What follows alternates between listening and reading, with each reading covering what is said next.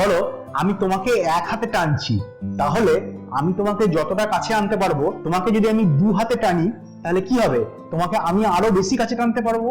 তার মানে যত নাম্বার অফ বন্ডসটা ইনক্রিজ করবে, তত আমাদের মধ্যে ডিস্টেন্সটা কি হবে, দ্যাট ইজ বন্ড লেন্থটা কি হবে, কমে যাবে। হ্যালো স্টুডেন্টস, এই ইউটিউব চ্যানেলে তোমাদের সবাইকে ওয়েলকাম। আজকে আমরা একটা এক্সট্রিমলি ইম্পর্টেন্ট টপিক নিয়ে ডিসকাস করব। এই টপিকটা থেকে জেই, নিট, কেবিপিওআই এই সমস্ত কম্পিটিটিভ এক্সামে প্রতি বছরই কোশ্চেন থাকে। এই টপিকটা হচ্ছে মলিকুলার অরবিটাল থিওরি। এই টপিকটার টোটাল 4টে অ্যাপ্লিকেশন আছে। নাম্বার 1 অ্যাপ্লিকেশন, এই টপিকটাকে কাজে লাগিয়ে আমরা কোনো মলিকুলের ম্যাগনেটিক নেচারকে প্রেডিক্ট করতে পারবো। তার মানে সেই মলিকুলটা ডায়াম্যাগনেটিক হবে না প্যারাম্যাগনেটিক হবে সেইটা আমরা প্রেডিক্ট করতে পারবো। এই থিওরির সেকেন্ড অ্যাপ্লিকেশন হচ্ছে আমরা এই থিওরিটাকে কাজে লাগিয়ে কোনো মলিকুলের bond order, that is number of bonds, তার স্টেবিলিটি, তার বন্ড লেন্থ, এই সমস্ত কিছু প্রেডিক্ট করতে পারবো। এর থার্ড অ্যাপ্লিকেশন হচ্ছে কোনো মলিকুলের স্টেবিলিটি আমরা প্রেডিক্ট করতে পারবো। And last but not the least, এই থিওরির ফোর্থ অ্যাপ্লিকেশন হচ্ছে এই থিওরিটাকে কাজে লাগিয়ে আমরা কোনো মলিকুলের আয়নাইজেশন এনার্জি অর আয়নাইজেশন পোটেনশিয়ালকে প্রেডিক্ট করতে পারবো। মানে তার এক্সাক্ট ভ্যালু প্রেডিক্ট করতে পারবো না, কিন্তু রিলেটিভ অর্ডার প্রেডিক্ট করতে পারবো। তার মানে কোন মলিকুলের আয়নাইজেশন এনার্জি কম হবে আর কোন মলিকুলের আয়নাইজেশন এনার্জি বেশি হবে সেইটা আমরা ইজিলি প্রেডিক্ট করতে পারবো। তাহলে চলো স্টুডেন্টস, এমওটিটা স্টার্ট করা যাক। ফার্স্ট অফ অল আমরা দেখি এমওটি থিওরিটার রিকোয়ারমেন্ট কেন হলো, কেন এমওটি থিওরিটার দরকার হলো। দেখো, আমরা সবাই জানি অক্সিজেন O2 মলিকুল। এই অক্সিজেনের লুইস স্ট্রাকচার কেমন হবে? অক্সিজেন এর ভ্যালেন্স ইলেকট্রনিক কনফিগারেশন কি? 2s2 2p4। তাহলে এই একটা অক্সিজেন, এই একটা অক্সিজেন, এই একটা বন্ড করলো, এই একটা বন্ড করলো, এই অক্সিজেনটা এখানে একটা ইলেকট্রন দিল, এখানে একটা ইলেকট্রন দিল, এই অক্সিজেনটা এখানে একটা ইলেকট্রন দিল, এখানে একটা ইলেকট্রন দিল। তাহলে রিমেনিং ইলেকট্রন যেটা পড়ে রইলো সেটাই লোন পেয়ার হিসেবে থাকবে। তাহলে লুইস রিপ্রেজেন্টেশন হচ্ছে একটা O2 মলিকুলের এরকম। দেখো স্টুডেন্টস, লুইস রিপ্রেজেন্টেশন অনুযায়ী এই মলিকুলটা একটা ইভেন ইলেকট্রনিক মলিকুল, মানে ইলেকট্রনের সংখ্যাটা ইভেন। তাহলে এক্সপেক্টেড ছিল এই মলিকুলটা কি হওয়া উচিত ছিল, ডায়াম্যাগনেটিক। কারণ কি, ইভেন নাম্বার অফ ইলেকট্রনস বা পেয়ার্ড সিস্টেম হলে সেই মলিকুলগুলো ডায়াম্যাগনেটিক হয়। কিন্তু এক্সপেরিমেন্টালি দেখা যাচ্ছে এই মলিকুলটা ডায়াম্যাগনেটিক নয়, এই মলিকুলটা হচ্ছে প্যারাম্যাগনেটিক। তো লুইস রিপ্রেজেন্টেশন এটা এক্সপ্লেনেশন দিতে পারলো না। এইরকম আরো অনেক মলিকুলের ম্যাগনেটিক নেচার, তার স্টেবিলিটি কিন্তু লুইস স্ট্রাকচার দিয়ে এক্সপ্লেন করা যাচ্ছে না। এর জন্যই আমাদের মলিকুলার অরবিটাল থিওরিটার দরকার। এই থিওরিটাকে প্রথম 5 মিনিটস আমরা একটু ডিটেলসে বুঝে নিই, তারপরে এক্সাম হলে কি করে উইদিন 30 সেকেন্ডসে তোমরা এমওটির প্রবলেম সলভ করতে পারবে তার শর্টকাট টেকনিক্স গুলো আমরা ডিসকাস করে নেবো। দেখো স্টুডেন্টস, আমরা কোয়ান্টাম মেকানিক্স থেকে জানি যে সমস্ত সিস্টেমগুলো মোর দ্যান 1 ইলেকট্রনিক সিস্টেম, সেই সমস্ত সিস্টেমের ক্ষেত্রে শ্রোডিঞ্জারস ইকুয়েশন এক্স্যাক্টলি সলভ করা যায় না। তার জন্যই কোয়ান্টাম মেকানিক্সে দুটো অ্যাপ্রক্সিমেট মেথড ইউজ হয়। তার মধ্যে একটা মেথড হলো ভ্যারিয়েশনাল মেথড অ্যান্ড আরেকটা মেথড হলো পারটারবেশন থিওরি। তোমাদের এইগুলো ডিটেলস কোনো কিছুই লাগবে না, এই সমস্ত নামগুলোও লাগবে না, শুধু ব্যাপারটা বোঝার জন্য আমরা একটুখানি এই কথাগুলো বললাম। এই ভ্যারিয়েশনাল মেথডের মধ্যে লিনিয়ার ভ্যারিয়েশনাল মেথডকে আমরা এখানে ইউজ করব। অ্যান্ড লিনিয়ার ভ্যারিয়েশনাল মেথডের linear combination of atomic orbital, এই কনসেপ্টটাকে বেস করেই আমাদের মলিকুলার অরবিটালটা বিল্ড হয়েছে। দেখো স্টুডেন্টস, এইটা আর এইটা দুটো অ্যাটমিক অরবিটাল। আমরা জানি অ্যাটমগুলো নিজেদের মধ্যে কম্বাইন্ড হয়ে মলিকুল ফর্ম করে। তাহলে এইটা একটা অ্যাটমিক অরবিটাল, এইটা একটা অ্যাটমিক অরবিটাল।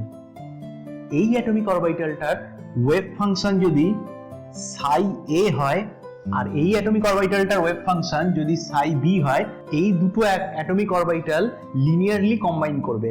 একবার কম্বাইন করবে যখন এদের কনস্ট্রাকটিভ ইন্টারফারেন্স হবে।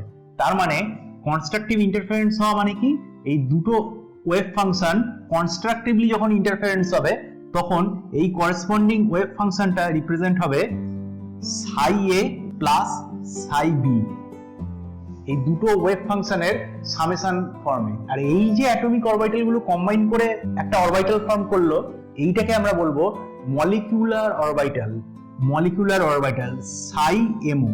অ্যান্ড এই অ্যাটমিক অরবিটাল গুলোরই একবার ডিস্ট্রাকটিভ ইন্টারফারেন্স হবে।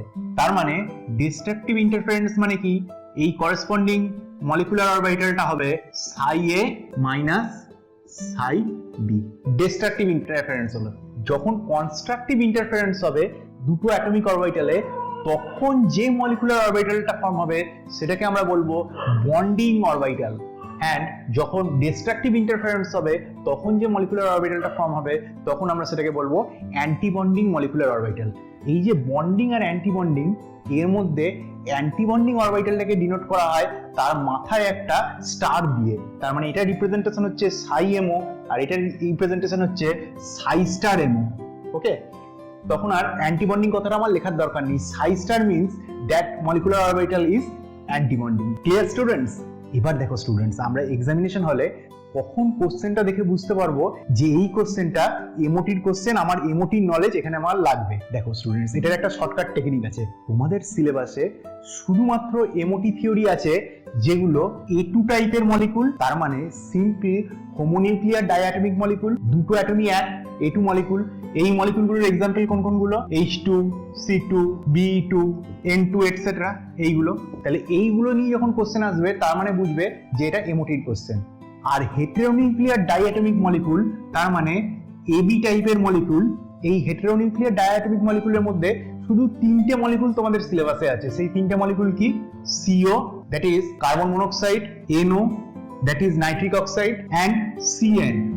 আর আরেকটা ইম্পর্টেন্ট জিনিস স্টুডেন্টস, তোমাদের শুধু সেই সমস্ত মলিকুলগুলোই আছে যাদের total electrons, not valence electron, but total electrons up to 20 পর্যন্ত যাদের টোটাল ইলেকট্রন যে সমস্ত মলিকুলগুলোর, সেই সমস্ত মলিকুলগুলোরই তোমাদের সিলেবাসে আছে। তার মানে আমরা বুঝতে পারলাম শুধুমাত্র সেই সব মলিকুলগুলোর ক্ষেত্রে আমি এমওটি অ্যাপ্লাই করব তোমাদের এই লেভেলে যাদের total electron up to 20। Clear students? দেখো স্টুডেন্টস, আমরা যে এমওটির 4টে অ্যাপ্লিকেশন বললাম তার মধ্যে প্রথম 3টে অ্যাপ্লিকেশন রিলেটেড কোশ্চেন যদি এক্সামে আসে তাহলে এমও ডায়াগ্রাম ড্র করার কোনো রিকোয়ারমেন্ট নেই। আমরা শর্টকাট টেকনিক ইউজ করি উইদিন 30 সেকেন্ডসে কোশ্চেনের অ্যান্সার বুঝতে পেরে যাব। দেখো, তার মধ্যে প্রথম অ্যাপ্লিকেশন কি ছিল? যে ম্যাগনেটিক নেচারের প্রেডিকশন, যে মলিকুলটা ডায়াম্যাগনেটিক হবে না প্যারাম্যাগনেটিক হবে, এইটা আমরা খুব তাড়াতাড়ি বলে দিতে পারবো। কি করে? দেখো, প্যারাম্যাগনেটিক মলিকুল কারা কারা হবে? প্যারাম্যাগনেটিক মলিকুল হবে সমস্ত অড ইলেকট্রনিক্স মলিকুল প্লাস যাদের টোটাল ইলেকট্রন আইদার 10টা অর 16টা। তার মানে all odd electronic molecules paramagnetic and 10 electron molecules and 16 electron molecules. তার মানে যখনই তোমাদের ডায়াম্যাগনেটিক আর প্যারাম্যাগনেটিক নেচার প্রেডিক্ট করতে হবে কখনোই আমরা এমও ডায়াগ্রাম ড্র করব না। আমরা শুধু সেই মলিকুলটার টোটাল ইলেকট্রন কাউন্ট করব। টোটাল ইলেকট্রন কাউন্ট করে দেখব যদি অড ইলেকট্রন হয় তাহলে সেই মলিকুলটা প্যারাম্যাগনেটিক হবে, যদি টোটাল ইলেকট্রন 10 হয় তাহলে সেই মলিকুলটা প্যারাম্যাগনেটিক হবে, অ্যান্ড টোটাল ইলেকট্রনস যদি 16 হয় তাহলে সেই মলিকুলটা প্যারাম্যাগনেটিক হবে। আর রিমেনিং যত মলিকুল আছে সব মলিকুল হচ্ছে ডায়াম্যাগনেটিক। মানে এই 3টে ক্যাটাগরির মধ্যে যদি মলিকুলটা না পড়ে, তার মানে যদি অড ইলেকট্রন না হয়, 10টা ইলেকট্রন না থাকে বা 16 ইলেকট্রন যদি না থাকে, বাকি যা টোটাল নাম্বার অফ ইলেকট্রন হোক, রিমেনিং অল মলিকুলস হচ্ছে ডায়াম্যাগনেটিক। তাহলে ডায়াম্যাগনেটিক হলো remaining all molecules. Clear students? এবার চলো সেকেন্ড অ্যাপ্লিকেশন দেখি। সেকেন্ড অ্যাপ্লিকেশনটা ডিসকাস করার আগে একটা কথা স্টুডেন্টস খুব ভালো করে মনে রেখে দিও, এইখানে সবসময় আমরা এমওটির ক্ষেত্রে বন্ড অর্ডারটাকে রেফারেন্স ধরে তারপরে আমরা এগোবো। তার মানে যখনই কোনো মলিকুল আসবে আমরা তার বন্ড অর্ডারটাকে বার করব। বন্ড অর্ডার যখনই বার করব, বন্ড অর্ডার মানে কি? Number of bonds. সিম্পল ওয়ার্ডে বন্ড অর্ডার মানে হচ্ছে দুটো অ্যাটমের মধ্যে নাম্বার অফ বন্ডস। তাহলে bond order that is number of bonds যত আমার ইনক্রিজ করবে তত বন্ড লেন্থ কি হবে আমার? তোমরা সবাই বলতে পারবে। ধরো আমি তোমাকে এক হাতে টানছি, তাহলে আমি তোমাকে যতটা কাছে আনতে পারবো, তোমাকে যদি আমি 2 হাতে টানি তাহলে কি হবে? তোমাকে আমি আরো বেশি কাছে টানতে পারবো। তার মানে যত নাম্বার অফ বন্ডসটা ইনক্রিজ করবে তত আমাদের মধ্যে ডিসটেন্সটা কি হবে? দ্যাট ইজ বন্ড লেন্থটা কি হবে? কমে যাবে। তাহলে বন্ড অর্ডার যত বাড়বে বন্ড লেন্থ তত ডিক্রিজ করবে। আবার ধরো আমি কাউকে 2 হাতে টেনে ধরে আছি, তাহলে আমাদের দুজনের মধ্যে যতটা স্টেবিলিটি থাকবে, তুমি যদি তাকে 1 হাতে ধরে রাখো তাহলে কি হবে? স্টেবিলিটি বাড়বে না কমবে? অবশ্যই স্টেবিলিটি কমে যাবে। তাহলে number of bonds that is bond order যত বাড়বে তার স্টেবিলিটিও তত বাড়বে। বন্ড অর্ডার ইনক্রিজ করলে বন্ড লেন্থ ডিক্রিজ করবে, স্টেবিলিটি কি হবে? ইনক্রিজ করবে। Clear students? এবার চলো স্টুডেন্টস খুব সহজে কি করে আমরা এমও ডায়াগ্রাম ড্র করব সেটা আমরা শিখে নিই। এমও ডায়াগ্রাম ড্র করার আগে মলিকিউলটাকে আমরা দুটো ক্যাটাগরিতে ডিভাইড করে নেব। একটা ক্যাটাগরি হচ্ছে total electron less equal to 14, আরেকটা ক্যাটাগরি হচ্ছে total electron greater equal to 15। Greater equal to 15 থেকে কত দূর পর্যন্ত হবে? Up to 20। এখানে আমরা সব সময় মলিকুলের টোটাল ইলেকট্রনটাকে আমরা কাউন্ট করব। দেখো টোটাল ইলেকট্রন যখন গ্রেটার ইকুয়াল টু 15 সেই ক্যাটাগরিটা আগে আমরা ডিসকাস করে নিই। তাহলে এই ক্যাটাগরিতে কি কি মলিকুল পড়বে? O2, F2, Ne2। যদিও Ne2 এক্সিস্ট করে না, কেন এক্সিস্ট করে না তার রিজনও আমরা এখানে জানবো। Ne2টা কিন্তু নট এক্সিস্ট। এগুলো হলো সিম্পল হোমোনিউক্লিয়ার ডায়াটমিক মলিকুল। তার মানে এই মলিকুলগুলোর দুটো অ্যাটমই সেম, এখানে দুটো অক্সিজেন, এখানে দুটো ফ্লোরিন, এখানে দুটো নিয়ন। এই রকমই ডায়াগ্রামটা হবে হেটেরোনিউক্লিয়ার ডায়াটমিক মলিকুলগুলো, সেগুলো আমরা একটু পরে ডিসকাস করছি। তার মানে এখানে কি ফ্যাক্টর হচ্ছে total electron of the molecules greater equal to 15। এর মধ্যে আমরা O2টাকে নিয়ে এমও ডায়াগ্রামটা এখন দেখব। দেখো স্টুডেন্টস, দুটো অক্সিজেন মলিকুল, তার অ্যাটমিক অরবিটাল গুলো আছে। অক্সিজেনের ইলেকট্রনিক কনফিগারেশন আমরা কি জানি? 1s2, 2s2, 2p4। এটা অক্সিজেনের ইলেকট্রনিক কনফিগারেশন। তাহলে এই অক্সিজেনের এই একটা অ্যাটমিক অরবিটাল, এটা কি 1s, এটা একটা অ্যাটমিক অরবিটাল 1s। দুটো অ্যাটমিক অরবিটালের একবার কনস্ট্রাকটিভ ইন্টারফারেন্স হবে, একবার ডিস্ট্রাকটিভ ইন্টারফারেন্স হবে। কনস্ট্রাকটিভ ইন্টারফারেন্স হলে মলিকুলার অরবিটালটা কি হয়? বন্ডিং। আর ডিস্ট্রাকটিভ ইন্টারফারেন্স হলে মলিকুলার অরবিটালটা কি হবে? Anti bonding. তার মানে এইটার যখন কনস্ট্রাকটিভ ইন্টারফারেন্স হবে তখন কি হবে? 1s 1s। তার মানে সিগমা 1s, সিগমা 1s। দুটো 1s অরবিটাল কম্বাইন করলো, দিয়ে হলো সিগমা 1s। আর এইটা যখন ডিস্ট্রাকটিভ ইন্টারফারেন্স হলো তখন হবে কি? আমি বললাম স্টার দিয়ে ডিনোট হবে, তাহলে সিগমা স্টার 1s। এটা বন্ডিং, এটা অ্যান্টি বন্ডিং। ঠিক সেরকম ভাবে 2s টা হবে, এটা 2s অ্যাটমিক অরবিটাল, এটা 2s। 2s টার একবার কি হবে? সিগমা 2s বন্ডিং, আর sigma star 2s anti bonding. এটা কি ছিল? 2s, এটা হচ্ছে 2s। এবার 2s এর পরে কি আছে? p এর কি কি অরবিটাল আছে? তিনটে আছে। দেখো px, py, pz। এটারও px, py, pz। সব সময় অ্যাটমিক অরবিটাল গুলো কম্বাইন করবে সেই সমস্ত অ্যাটমিক অরবিটাল গুলো যাদের এনার্জি সেম বা অলমোস্ট সিমিলার এন্ড যাদের সেম মলিকুলার সিমেট্রি আছে অ্যালং দা মলিকুলার অ্যাক্সিস। আমরা এখানে মলিকুলার অ্যাক্সিসটাকে z অ্যাক্সিস কনসিডার করে নিচ্ছি। z এর সঙ্গে, দ্যাট ইজ pz এর সঙ্গে pz এর সাথে pz কম্বাইন হবে, px এর সঙ্গে px কম্বাইন হবে, এন্ড py এর সাথে py কম্বাইন হবে। দেখো pz এর সঙ্গে pz কম্বাইন করলো, দিয়ে করলো কি করবে? Sigma pz। এটা হচ্ছে বন্ডিং অরবিটাল। px এর সঙ্গে px কম্বাইন করবে, py এর সঙ্গে py কম্বাইন করবে। এই px আর এই py আর এই py কম্বাইন করে একবার ফর্ম করবে bonding orbital, that is pi two px, pi two py। এই অ্যাটমিক অরবিটাল গুলোই একবার ডিস্ট্রাকটিভ ইন্টারফারেন্স করে অ্যান্টি বন্ডিং অরবিটাল ফর্ম করবে। কি কি করবে? px এর সঙ্গে px এন্ড py এর সঙ্গে py কম্বাইন করে pi star two py and আগে এক্সট্রা লিখতে পারি পাই স্টার টু px আর pi star two py form করবে। দেখো এই পাই স্টার টু px আর পাই স্টার টু py এর energy same, and pi two px and pi two py, that is bonding orbital গুলোর energy totally same. এবার দেখো এই যে pz আর pz বন্ডিং ইন্টারঅ্যাকশন করে সিগমা টু pz ফর্ম করেছিল, এবার এরা ডিস্ট্রাকটিভ ইন্টারফারেন্স করে অ্যান্টি বন্ডিং অরবিটাল ফর্ম করবে। কি কি? pz আর এই pz করে sigma star two pz form করলো।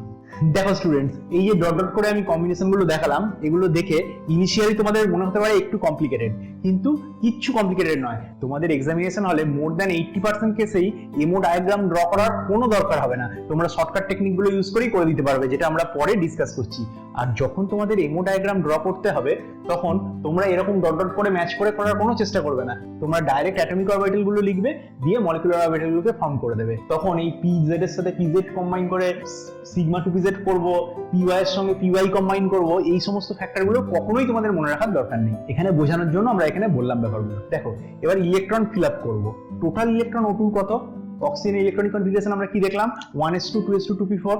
তাহলে 1s2, 2s2, 2p4। আগে আমরা এই অ্যাটমিক অরবিটাল গুলোতে ইলেকট্রন ফিল আপ করে নেব। 1s2, 2s2, 2p4 হলো। সিমিলারলি এই অক্সিজেনটারও একই রকম ভাবে ইলেকট্রনটা ফিল আপ করে নেব। 1s2, 2s2, 2p4 হলো। এবার আমরা এই ইলেকট্রন গুলোকে মলিকুলার অরবিটালে ডিস্ট্রিবিউট করব। দেখো একটা দুটো তিনটে চারটে আছে, তাহলে চারটে কিভাবে ডিস্ট্রিবিউট হবে? বন্ডিং এ দুটো, অ্যান্টি বন্ডিং এ দুটো। কিভাবে ইলেকট্রন গুলো ডিস্ট্রিবিউট হবে? আমরা ইলেকট্রন ডিস্ট্রিবিউশনে যে তিনটে রুল অ্যাটমিক স্ট্রাকচারে ডিসকাস করেছিলাম সেই তিনটে রুলই এখানে ফলো করে হবে। কি কি? Pauli's exclusion principle, Hund's rule and Aufbau principle, সেইগুলোকেই ফলো করে আমাদের এখানে হবে। দেখো এই চারটে হয়ে গেল, এবার এখানে চারটে আছে, তাহলে কি কি হবে? এখানে একটা অরবিটালে দুটো হলো, অ্যান্টি বন্ডিং এ দুটো হলো, হয়ে গেল। এবার এইটা দেখো, একটা দুটো তিনটে চারটে, একটা দুটো তিনটে চারটে, টোটাল 8টা আছে। তাহলে 8টা কিভাবে ফিল আপ হবে?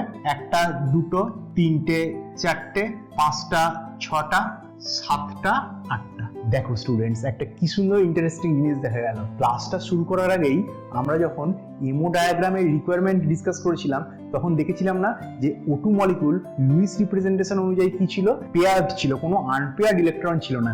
কিন্তু এখানে এমও ডায়াগ্রামে দেখতে পাচ্ছি O2 মলিকুলের দুটো আনপেয়ার্ড ইলেকট্রন আছে। আমরা সবাই জানি যে আনপেয়ার্ড ইলেকট্রন থাকলে মলিকুলটা কি হবে? প্যারাম্যাগনেটিক হবে। তাহলে এই যে দুটো আনপেয়ার্ড ইলেকট্রনের জন্য O2 মলিকুলটা প্যারাম্যাগনেটিক। আর এই মলিকুলটার স্পিন অনলি ম্যাগনেটিক মোমেন্ট কি হবে? আমরা সবাই জানি যে spin only magnetic moment μSO √n × n+2 Bohr magneton. তার মানে নাম্বার অফ আনপেয়ার্ড ইলেকট্রন 2 হওয়ার জন্য এর corresponding magnetic moment, that is spin only magnetic moment, আমরা এখানে এই ইকুয়েশনটা অনুযায়ী পেয়ে যাব। Clear student? তাহলে দেখো এই এমও ডায়াগ্রামটায় এনার্জি আমরা কোন দিকে ইনক্রিজ করছে? এদিকে এনার্জি ইনক্রিজ করছে। তার মানে নিচ থেকে যত উপরের দিকে যাব সেই মলিকুলার অরবিটাল গুলোর এনার্জি তত ইনক্রিজ করবে। তাহলে এনার্জি সবচেয়ে কম সিগমা 1s এর, তারপরে সিগমা স্টার 1s, তারপরে sigma 2s, sigma star 2s, এইভাবে আমার মলিকুলার অরবিটাল গুলোর এনার্জিটা ইনক্রিজ করছে। এবার এইখানে একটা ভেরি ইম্পর্টেন্ট পয়েন্ট তোমাদের নোট করতে হবে। সেটা দেখো, আমরা এই ক্যাটাগরিতে কি ডিসকাস করেছিলাম? যে মলিকুলটার টোটাল ইলেকট্রন 15 এর বেশি হলে এইটা হবে। এবার মলিকুলটার টোটাল ইলেকট্রন যদি 15 এর কম হয় তাহলে কি হবে? এটা কি টোটালি চেঞ্জ হয়ে যাবে? না, টোটালি কিচ্ছু চেঞ্জ হবে না, শুধু একটা জায়গায় একটু চেঞ্জ হবে। অন্য একটা কালি ইউজ করে দেখাই, শুধু এইটুকু জায়গাটা চেঞ্জ হবে। এইটুকু জায়গায় কি আছে দেখো, সিগমা 2pz এর এনার্জি কম, পাই 2px আর পাই 2py এর এনার্জিটা বেশি। শুধু এইটুকু জায়গাটা চেঞ্জ হয়ে যাবে। তখন কি হয়ে যাবে? সিগমা 2pz এর এনার্জিটা বেড়ে যাবে আর পাই 2px আর পাই 2py এর এনার্জিটা কমে যাবে। তাহলে চেঞ্জটা শুধুমাত্র কি হবে? বাকি অ্যাজ ইট ইজ পুরো ডায়াগ্রামটা এক থাকবে। এই জায়গাটায় কি চেঞ্জ হবে? কমে যাবে হচ্ছে পাই 2px এন্ড পাই 2py এর এনার্জিটা, আর বেড়ে যাবে সিগমা 2pz এর এনার্জিটা। শুধু এইটুকু চেঞ্জ হবে। তোমরা একটু কনফিউজড হচ্ছ না যে শুধু এইটুকু চেঞ্জ কেন হবে? দেখো, এই ডিটেইলস রিজনিং তোমাদের এই লেভেলের সিলেবাসে একদমই নেই, তাও একটুখানি জেনে রাখো। এইখানে একটা 2s 2p মিক্সিং হয়। 2s 2p mixing, 2s and 2p মিক্সিংটা কাদের ক্ষেত্রে হবে? এই যাদের টোটাল ইলেকট্রন লেস দেন 14, তাদের ক্ষেত্রে 2s আর 2p এর এনার্জি ডিফারেন্সটা কম হওয়ার জন্য এদের 2s 2p মিক্সিং হয় বা 2s 2p ইন্টারঅ্যাকশন হয়। এই 2s 2p মিক্সিং হওয়ার জন্য এই অরবিটাল গুলোর এনার্জি কমে যায়, পাই 2px pi 2py and sigma 2pz এইটার এনার্জিটা বেড়ে যায়। তাহলে এর রিজন হচ্ছে due to 2s 2p mixing or 2s 2p interaction, যেটা কাদের ক্ষেত্রে হয়? যে সমস্ত মলিকুল গুলোর টোটাল ইলেকট্রনস লেস দেন 14 তাদের ক্ষেত্রে এই ঘটনাটা ঘটে। Clear students? এবার দেখো স্টুডেন্টস, এতক্ষণ পর্যন্ত আমরা ডিসকাস করলাম যে সিম্পলি হোমোনিউক্লিয়ার ডায়াটমিক মলিকুলের ক্ষেত্রে কি হবে। কিন্তু যদি মলিকুলটা হেটেরোনিউক্লিয়ার হয়, তার মানে দুটো অ্যাটম যদি ডিফারেন্ট হয় মলিকুলটার, তাহলে এমোটা কিরকম হবে সেটা আমরা একটু ডিসকাস করব। দেখো, অ্যাজ ইট ইজ এমও এক থাকবে, শুধু একটা ছোট্ট চেঞ্জ হবে। সেই চেঞ্জটা কি? ধরো হেটেরোনিউক্লিয়ার মলিকুল আমরা কি ডিসকাস করলাম? সিলেবাসে কি আছে? NO, CO and CN। ঠিক একই টেকনিকে আমরা দেখব কাদের টোটাল ইলেকট্রন 14 বা 14 এর থেকে কম আর কাদের টোটাল ইলেকট্রন 15 বা 15 এর থেকে বেশি। তারপরে ঠিক আগে যে আমরা ক্যাটাগরি ওয়াইজ যে এমও ডায়াগ্রাম ড্র করলাম, অ্যাজ ইট ইজ সেম থাকবে, শুধু একটা চেঞ্জ হবে। সেই চেঞ্জটা কি? ধরো ফর এক্সাম্পল আমরা NO-টাকে কনসিডার করছি, NO-টাকে। তাহলে NO টোটাল ইলেকট্রন কটা? নাইট্রোজেনের ইলেকট্রন হচ্ছে 7 প্লাস অক্সিজেনের ইলেকট্রন হচ্ছে 8, তাহলে এর টোটাল ইলেকট্রন হচ্ছে 15। তাহলে 15 হওয়া মানে 2s 2p ইন্টারঅ্যাকশন হবে না? হবে না, অবশ্যই হবে না। তাহলে 2s 2p ইন্টারঅ্যাকশন যদি না হয়, তাহলে এমও ডায়াগ্রাম যেরকম ড্র করেছিলাম আমরা O2 এর ক্ষেত্রে, as it is same diagram draw হবে NO এর ক্ষেত্রে। শুধু একটা মাইনর ডিফারেন্স হবে। সেটা কি? দেখো, অক্সিজেনের ক্ষেত্রে দুটো অক্সিজেনের অ্যাটমিক অরবিটাল গুলোর এনার্জি, কারণ এই অক্সিজেনটার অক্সিজেনেরও এটা 1s আর এই অক্সিজেনেরও এটা 1s অরবিটাল, তাহলে দুটোরই এনার্জি সেম ছিল। কিন্তু এই এনোর ক্ষেত্রে আমি যখন ডায়াগ্রাম করব, নাইট্রোজেনের 1s এর সাথে অক্সিজেনের 1s কম্বাইন করবে, এইভাবে কম্বাইন করতে করতে যাবে, তাহলে নাইট্রোজেনের 1s আর অক্সিজেনের 1s এর কিন্তু এনার্জি কখনোই সেম হবে না, একটার কম আর একটার বেশি হবে। কার কম আর কার বেশি হবে আমরা কি করে বুঝবো? দেখো স্টুডেন্টস, যখন এনো ডায়াগ্রাম ড্র করব তখন নাইট্রোজেন আর অক্সিজেন আছে। এবারে দেখো একই পিরিয়ডের মধ্যে যে অ্যাটমের ইলেকট্রোনেগেটিভিটি বেশি সেই অ্যাটমের নিউক্লিয়াসটা আউটার মোস্ট ইলেকট্রনটাকে নিজের দিকে বেশি অ্যাট্রাক্ট করবে। তাহলে আউটার মোস্ট ইলেকট্রনটাকে যদি নিজের দিকে বেশি অ্যাট্রাক্ট করে তাহলে ইলেকট্রনটা বেশি নিউক্লিয়াসের কাছে চলে আসবে। তাহলে ইলেকট্রন যত নিউক্লিয়াসের কাছে আসবে তার এনার্জি তত কি হয়? তার এনার্জি তত কম হয়। তার মানে যে অ্যাটমের ইলেকট্রোনেগেটিভিটি বেশি সেই অ্যাটমের এনার্জি লেভেলটা কম হবে। তাহলে নাইট্রোজেন আর অক্সিজেন আছে, নাইট্রোজেন আর অক্সিজেনের মধ্যে ইলেকট্রোনেগেটিভিটি কার বেশি? অক্সিজেনের বেশি। তাহলে অক্সিজেনের 1s এর এনার্জি কম হবে, এটা অক্সিজেনের 1s আর এটা হচ্ছে নাইট্রোজেনের 1s। বাকি কম্বিনেশন অ্যাজ ইট ইজ যেরকম হচ্ছিল ঠিক একই হবে, শুধু এইটুকু চেঞ্জ। তাহলে এটা সিগমা 1s, এটা হচ্ছে sigma star 1s molecular orbital. ঠিক একই রকম ভাবে 2s এর কম্বিনেশন হবে, যখন p এর কম্বিনেশন হবে সবগুলোর ক্ষেত্রে কি হবে? করেসপন্ডিং অ্যাটমিক অরবিটালের অক্সিজেনগুলোর এনার্জিটা কম হবে আর নাইট্রোজেনের কি হবে? এনার্জিটা বেশি হবে। যে অ্যাটমের ইলেকট্রোনেগেটিভিটি বেশি সেই অ্যাটমের করেসপন্ডিং অ্যাটমিক অরবিটালের এনার্জি লেভেলটা আমার কম হবে। Clear students? বাকি অ্যাজ ইট ইজ টোটাল একই, আগে যে ডায়াগ্রাম ড্র করলাম সেই রকম। চলো স্টুডেন্টস, অনেক থিওরি পোরশনটা হয়ে গেল। এবার আমরা দেখি কি করে শর্টকাট টেকনিকে উইদিন 30 সেকেন্ডসে আমরা যে কোনো এমওটির কোশ্চেন সলভ করতে পারবো। শুধু এমওটির ক্ষেত্রে যদি আয়নাইজেশন এনার্জির অর্ডার তোমাদের বলতে বলে যে কোন মলিকুলের আয়নাইজেশন এনার্জি কম আর কোন মলিকুলের আয়নাইজেশন এনার্জি বেশি, তখনই আমরা এমও ডায়াগ্রাম ড্র করব। আর কোনো ক্ষেত্রেই আমাদের এমও ডায়াগ্রাম ড্র করার কোনো প্রয়োজন নেই। দেখো স্টুডেন্টস, তোমাদের যে মলিকুল নিয়ে কোশ্চেন দিয়েছে সেই মলিকুলের যদি টোটাল ইলেকট্রন আপ টু 8 হয় তাহলে একটা শর্টকাট টেকনিক ইউজ করব, আর 8 এর থেকে বেশি কিন্তু 20 থেকে কম যদি হয় তাহলে আরেকটা টেকনিক ইউজ করব। প্রথম টেকনিক ইউজ করছি যদি total electrons less equal to 8 হয়। ওকে, দেখো এটা এমন একটা শর্টকাট ওয়ার্ড দিয়ে ইউজ করব যেটা তোমরা কখনোই ভুলবে না। সেটা কি? সেটা হচ্ছে বাবা, BA বাবা। এখানে বাবা মানে কিন্তু বাবা বা মা এই বাবা নয়, এখানে বাবা মানে হচ্ছে বন্ডিং অ্যান্টিবন্ডিং। চলো আমরা একটা ইন্টারেস্টিং এক্সাম্পল নিয়ে দেখি কি করে খুব অল্প সময়ের মধ্যে আমরা এই টেকনিকটাকে ইউজ করে প্রবলেমকে সলভ করে দেব। দেখো স্টুডেন্টস, একটা কোশ্চেন বলেছে তোমাকে স্টেবিলিটি অর্ডার বলতে হবে, stability order of Li2 plus আর Li2 মাইনাস। দেখো আমরা আগেই বলেছি যে মলিকুলার অরবিটাল থিওরি নিয়ে যখনই কোশ্চেন আসবে সবার আগে আমরা বন্ড অর্ডার বার করব। তো বন্ড অর্ডার Li2 এর টোটাল ইলেকট্রন কটা? Li এর 3টে ইলেকট্রন, তাহলে Li2 কটা হবে? Total electron 6। তাহলে এই 6 এ প্রতিটা অরবিটালে কটা করে ইলেকট্রন থাকে? 2টো করে। তাহলে এখানে 2টো, এই BA তে 2টো, এতে 2টো আর এতে 2টো, টোটাল ইলেকট্রন 6 হয়ে গেল। এবার আমরা কি জানি? bond order is equals to half of bonding electrons minus anti-bonding electrons। তাহলে half of এর bonding electron কটা? 4টে, minus anti-bonding electron কটা? 2টো। তাহলে এর bond order কত হলো? Li2 1, এর bond order হলো 1। সিমিলারলি Li2 প্লাস এর টোটাল ইলেকট্রন কটা? Li2 থেকে একটা ইলেকট্রন কম, মলিকুলটা একটা ইলেকট্রন ছেড়ে দিয়েছে, তাহলে এর টোটাল ইলেকট্রন 5। তাহলে এর যদি 5 হয় তাহলে এর কনফিগারেশনটা কি হবে? 2 2 আর 5টা, তার মানে এখানে একটা 1 হবে। তাহলে এর কটা হলো? বন্ডিং ইলেকট্রন কটা? বন্ডিং ইলেকট্রন 1টা 2টো 3টে হয়ে গেল, আর অ্যান্টি বন্ডিং 2টো ছিল 2টো। তাহলে এর বন্ড অর্ডার কি হয়ে গেল? 0.5। তাহলে এর বন্ড অর্ডার হচ্ছে 0.5, দ্যাট ইজ হাফ। এবার দেখো Li2 মাইনাস এর কি হবে? Li2 মাইনাস এর টোটাল ইলেকট্রন কটা?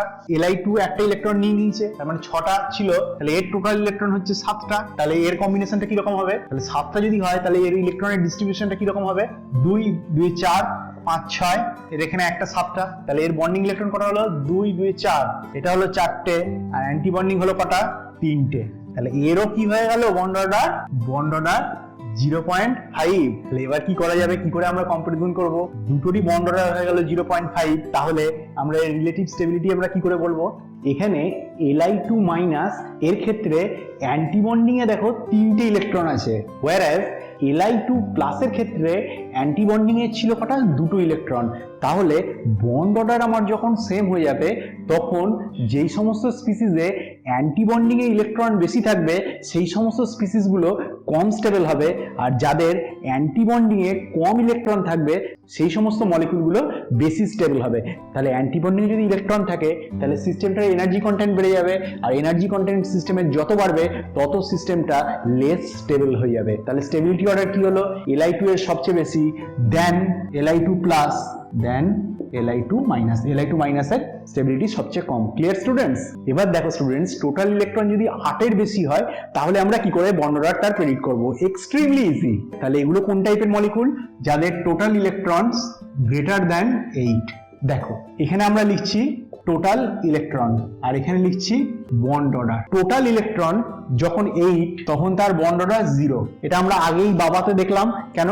Bonding anti bonding, bonding anti bonding. যদি বন্ডিং আর অ্যান্টি বন্ডিং ইলেকট্রন সেম হয়ে যায় তাহলে bond order means half into bonding electron minus anti bonding electron. তাহলে bonding electron minus anti bonding ইলেকট্রনটা same হয়ে গেলে বন্ড অর্ডারটা 0 হয়ে যাবে। তাহলে 8 যখন হবে তখন বন্ড অর্ডার 0। যখন টোটাল ইলেকট্রন 10 তখন বন্ড অর্ডার 1। যখন টোটাল ইলেকট্রন 12 তখন বন্ড অর্ডার 2। যখন টোটাল ইলেকট্রন 14 তখন বন্ড অর্ডার 3। যখন টোটাল ইলেকট্রন 16 তখন বন্ড অর্ডার কি 4 হবে? না, তারপরে আবার রিভার্সলি কমতে কমতে যাবে। তাহলে 16 যখন টোটাল ইলেকট্রন তখন বন্ড অর্ডার 2। যখন 18 টোটাল ইলেকট্রন তখন বন্ড অর্ডার 1। আর যখন 20 টোটাল ইলেকট্রন তখন বন্ড অর্ডার 0। 20 পরে কি হবে? অবভিয়াসলি আমি বলেছি আমরা এমওটি থিওরি তোমাদের লেভেলে যাদের টোটাল ইলেকট্রন 20 তার পর্যন্ত ইউজ করব। তাহলে যে কোনো মলিকুলের বন্ড অর্ডার আমি উইদিন 5 সেকেন্ডস এর মধ্যে বুঝতে পেরে যাব যে কত। কিচ্ছু এমও ডায়াগ্রাম ড্র করার কোনো রিকোয়ারমেন্ট নেই। আর বন্ড অর্ডার জানতে পেরে গেলেই আমরা তার রিলেটিভ অর্ডার অফ স্টেবিলিটি জানতে পেরে যাব, বন্ড লেন্থ জানতে পেরে যাব, সমস্ত কিছু জানতে পেরে যাব। শুধু তার জানতে পারবো না আয়োনাইজেশন এনার্জিটা। কারণ আয়োনাইজেশন এনার্জি যদি মলিকুলার অরবিটালের আউটার মোস্ট ইলেকট্রনটা বন্ডিং থেকে বেরোয় তাহলে তার এনার্জি বেশি হবে, কারণ বন্ডিং ইলেকট্রনের এনার্জি কম। অনেক বেশি এনার্জি দিয়ে আমাকে ইলেকট্রনটাকে বার করতে হবে। আর সেই ইলেকট্রনটাই যদি অ্যান্টি বন্ডিং মলিকুলার অরবিটাল থেকে বেরোয় তাহলে সেই অরবিটালটা এনার্জি রিচ, তাহলে অল্প এনার্জি দিলেই ইলেকট্রনটা বেরিয়ে যাবে। তার মানে তার আয়োনাইজেশন এনার্জি কম হবে যদি অ্যান্টি বন্ডিং মলিকুলার অরবিটাল থেকে আউটার মোস্ট ইলেকট্রনটা বেরোয়। তাহলে তখন আমার ক্ষেত্রে কি করতে হবে? এমও ডায়াগ্রামটাকে ড্র করতে হবে। আর রিমেনিং কোনো কেসে for competitive exam point of view আমাদের এমও ডায়াগ্রাম ড্র করার কোনো রিকোয়ারমেন্ট নেই। তাহলে আমরা এখান থেকে টোটাল ইলেকট্রন সিস্টেমটা জানলেই আমরা তার বন্ড অর্ডার বলে দিতে পারবো, সবকিছু বলে দিতে পারবো। দেখো স্টুডেন্টস, তোমরা কনফিউজড হচ্ছ যে 10 ইলেকট্রন বললাম, 12 ইলেকট্রন বললাম, যদি 11 ইলেকট্রন হয় তাহলে কি হবে? জাস্ট ইন বিটুইন হবে। তার মানে 10 আর 12, 10 হলে 1 আর 12 হলে 2, তাহলে 11 ইলেকট্রন হলে বন্ড অর্ডার কত হবে? 1.5। সিমিলার হতে 14 হলে 3 হয় বন্ড অর্ডার, আর 16 হলে 2, তাহলে 15 হলে কত হবে? 2.5। এইভাবে যে কোনো সিস্টেমের ক্ষেত্রে আমরা বন্ড অর্ডার বের করে দিতে পারবো। শুধু একটা জিনিস, এটার একটা এক্সেপশন আছে, সেইটা হচ্ছে CO plus molecule. CO plus, এই CO প্লাসের টোটাল ইলেকট্রন কটা? টোটাল ইলেকট্রন কটা? তাহলে CO প্লাসের টোটাল ইলেকট্রন কটা? 6 প্লাস 8 মাইনাস 1। তাহলে এর দেখো টোটাল ইলেকট্রন হলো 13। তাহলে অ্যাকর্ডিং টু দিস রুল 13 হলে আমার কত এক্সপেক্টেড ছিল? 14 আর 12 এর মাঝামাঝি, দ্যাট ইজ 2.5 বন্ড অর্ডার হওয়া উচিত ছিল। কিন্তু এর বন্ড অর্ডার 2.5 নয়, এর অ্যাকচুয়াল বন্ড অর্ডার হচ্ছে 3.5 CO প্লাসের। শুধু এই একটাই এক্সেপশন। আমাদের মলিকুলার অরবিটাল থিওরি পোরশনটা টোটাল হয়ে গেল। নেক্সট ভিডিওতে আমরা এমওটির কোশ্চেন অ্যান্সার ডিসকাস করব। তোমাদের স্টুডেন্টস ভিডিওটা কেমন লাগলো আমাকে অবশ্যই নিচে ডেসক্রিপশনে জানাও। আর ভালো লাগলে এই ভিডিওটা তোমাদের সমস্ত ফ্রেন্ডসদের মধ্যে শেয়ার করো, যাতে তারা ঘরে বসেই এরকম ইউজফুল কন্টেন্ট রেগুলারলি পায়। থ্যাংক ইউ স্টুডেন্টস, দেখা হচ্ছে নেক্সট ভিডিওতে। বাই।